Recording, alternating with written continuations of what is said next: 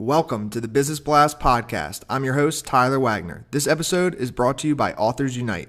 Authors Unite makes the process of becoming a published best-selling author as simple as sipping your morning cup of coffee. You can learn more about Authors Unite at authorsunite.com. Now, let's jump into the episode.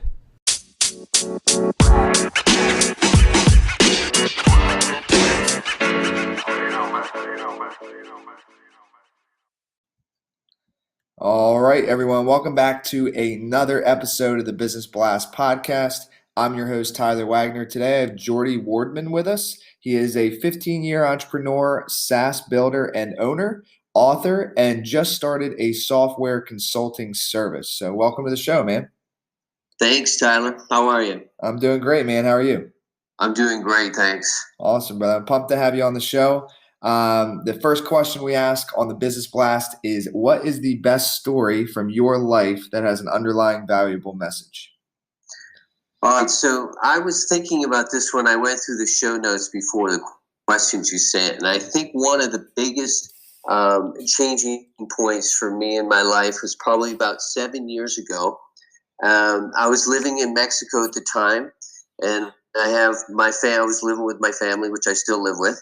And I had some friends coming to visit me from Bermuda, where I'm originally from. And they were all sort of full on in vacation mode. And they were down in this beautiful house. And, like my wife was like, okay, well, we're going down to see our friends. And I was like, oh man, I can't. I got all this stuff going on.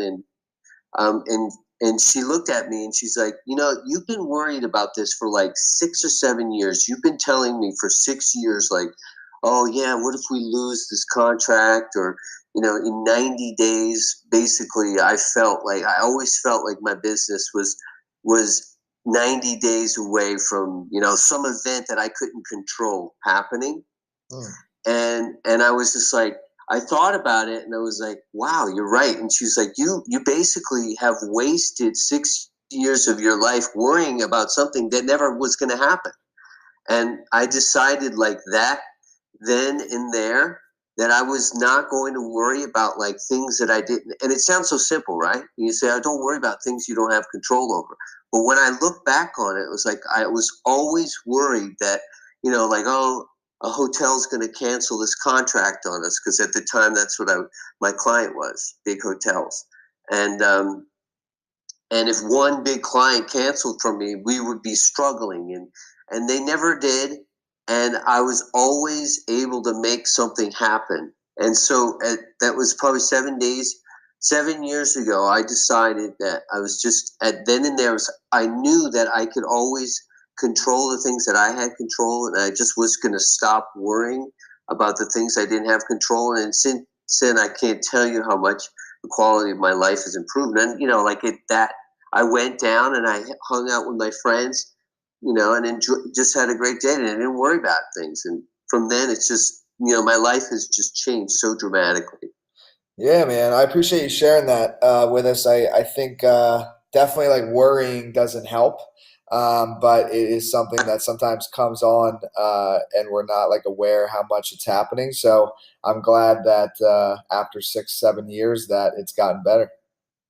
Yeah, it's basically gone now. Awesome. There's still, you still think about things, but at least if it's something I can control about, I get up early in the morning and I get the stuff done and whatever. But, if I can't pay bills, I know I'm going to make something happen to be able to cover that. Mm-hmm. And the next one I have for you, man, is what is the most valuable piece of information we should know that's within your expertise or industry? So one of the things I was thinking about this is one of the things that I have to deal with is I try and find really good developers for my clients who are basically people looking to build software. And one of the things that I do is that I like to ask is, do you consider yourself a full stack developer? And in that question, what I'm really asking is like, are you a good developer, or are you a great developer? And the difference between a good developer and a great developer is like curiosity, going out and finding, what outside of, like what's happening in the industry. Where someone that's good knows how to program, and they're good at coding. Someone that's great is someone that's curious, that's going out, is broad. And my feeling working with these types of developers is that the work that they can get done, the difference between good and great is like exponential. So I think the advice is when you're looking to work with someone, think about how exponentially greater, good is from great is from good. Mm. Yeah, no, I agree that I can actually relate that to with editors for books. That's my background, and it is unbelievable. And you're as yourself an author, like, and I'm not sure if you had like a professional editor with your book or not, but an editor can completely change the outcome of your book. Like it is drastic. And there's definitely different caliber of editors from good to great. So I agree. The next one I have for you is what is your best piece of overall business advice? So not necessarily industry specific. So I think one piece of advice that has stuck with me was something a mentor gave me about probably 10 years ago. And I'm saying this because I need to remind myself of it, and a lot of us as entrepreneurs forget it, is finish the task at hand or nothing gets done. So in other words, like, don't, like if he's working on something or if I'm working on something, I don't want to work on another thing. I'm going to sit there and finish that one thing, that one project. And I need to do that because it's, for example, right now I'm in the process of selling one business. I have another business going, my SaaS. And so when I'm doing that, what I do is just say, okay, I'm not even going to think about these other businesses right now. They're running. I'm going to do work on this one thing until it's done. And then I'm going to, stick my head out and see what the next thing is that I need to do. Mm. And if you could give your younger self one piece of advice, what would that be? I think for me, over the years, I look back and to see where I was when I was younger, and the relationships that I had. I had a lot of really good friends when I was younger that I have since probably let lapse. And I would tell my younger self is don't forget about maintaining your relationships. Nothing's so important that you can't, do a better job of that. And of course, right now I could reach back out to them, but some of those friendships have faded, so I would just say, keep in touch with those relationships because they're the most important thing, I think. Mm. And kind of going on in a little bit of a different path, but in your opinion, what is the key to happiness? So for me, I have I've been experimenting with minimalism in the last sort of year. So I spent last year I was doing a project where I was buying nothing new for a whole year. It had to do with trying to give up plastic, and as part of that experiment, it basically made me like just completely free of wanting materialistic things because obviously I couldn't buy anything. So the freedom that I have now to just like walk through a city or just go anywhere and not want to buy anything has made the quality of my life just so much more because now I'm not worried about like the house that I live in, the car that I drive, the money that other people are making because I really don't want anything. And I'm just able to enjoy my time with my friends and family more and just enjoy myself more. So I think having very simple needs has been my key to overall happiness or greater happiness. And what is the best book that you've read, and what was the number one thing you learned from that? Um, so I read the book.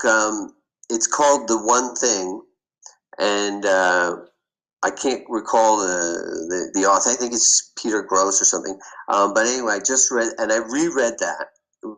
I remember it, being profound for me at the time. And I reread it probably about a month ago, and I really, really love it. It's and it basically, just like the title sounds, it says what it boils down to what is the one thing that you can be working on that makes everything else unnecessary. In other words, to achieve your goals. And when you stop and look at that, you can break it down to like a year, a month, 2 weeks, and a day. And you can just ask yourself that one question over and say, that's what I'm trying to do now. So everything that I do, I'm always trying to ask myself that one question. So what is the one thing I can do that makes everything else irrelevant to achieve my overall goal? Absolutely. No matter what it is.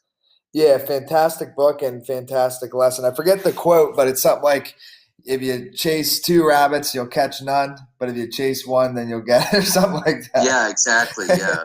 And it's definitely true. I figured in the entrepreneurial world, a lot of I think people know that book, and maybe they were like me and they read it 4 or 5 years ago, but rereading it was just as good for me as reading it the first time, because we forget this stuff. Yeah, absolutely, man. I'm huge on audiobooks. So I do the audiobook like 1.5, 2 times speed, and then I'll like re-listen to it. So it's I get a lot of books done that way. It's really good. Yeah, me too. I'm big in audiobooks as well. It's great. They're great. What 1.5 the speed as well is great. Yeah, 1.5 is perfect. 2 times, sometimes I completely miss it. Then I don't retain anything. Yeah, I agree. Have you ever heard of a guy named Jordan Peterson? I have too. The 12 philosophy, the 12 philosophies, 12 rules for life. Yeah, 12 rules for life. And then his first book, actually, before that's called The Maps of Meaning, and it's like 30 hours, but it's like, he talks about pretty, I don't know how to say it. It's pretty deep. It's it's very philosophical, and you're like, yeah. So that's you basically don't retain anything, because if it's so long and you're like it's speeding through it. So yeah. I tried his on 2 times, and I was like, nah, that ain't gonna work on this book. Yeah. But the next one I have for you, man, is what is your favorite quote and why? Okay, let me see. Okay, so I have a friend just told me about this one, and I really liked it. So it's not my quote, but I got it from him. But it's now become my favorite quote. The quality of your life is determined by the quality of the questions you ask. And what he's saying, it's basically that goes back to the one thing as well. If you ask yourself that, what's the question? How can I 10x what I'm working on now? Or how can I, like sort of the questions that you ask, if you level up the questions that you ask yourself, the destination that you're trying to reach can be achieved in a more efficient and faster manner, basically. And he was the proof of that, because he was telling me, he's like, I've been using this one guiding principle for the last sort of 8 months or something. And he was like, we were sort of at the same point like 3 or 4 years ago. And he's like, closing on 2 or 3 million a month in revenues after like 8 months of starting a business. And I was like, how are you doing this? And he's like, it's like, I journal. And I use this one guiding principle, and I was like, well, sounds like it's a good principle. I'm going to make it mine. Yeah, I love it, man. Dude, thank you so much for coming on. The last one I have for you before we let you go is, where's the best place for people to find you online? Well, I just starting a business, as I mentioned, or as you mentioned in the intro. So you can find me at onestop.io, and that's number 1, onestop.io, or it's onestopdevshop.io. Perfect, man. Thanks again for jumping on. All right. Thanks, Tyler. The podcast you just heard was published with Anchor. Got something you want to say to the creator of this show? Send them a voice message using the Anchor app, free for iOS and Android.